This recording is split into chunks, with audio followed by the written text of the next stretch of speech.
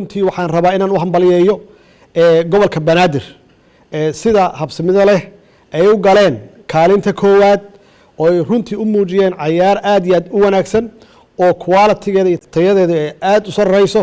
waxaan rabaa oo kale inaan u mahad celiyo kaalinta labaad galmudug sida wanaagsan oo nadaafada leh oo runtii nadiifka ah ay u ciyaartay xirfada badan ay ku jirto iyo guud ahaan ciyaartooyda ka kala yimid dowlad goboleedyada sida wanaagsan ee runtii u ciyaareen waxaan rabaa inaan u mahad celiyo ciidamada qalabka sida iyaguna sida ay u ilaaliyeen amniga iyo ammaanka magaalada si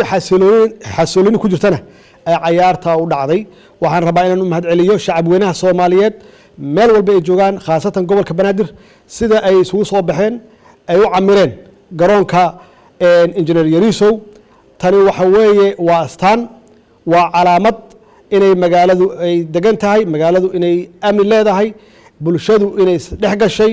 runtii waxay muujinaysaa horumar iyo qurux aad iyo aad u fara badan waxaan leeyahay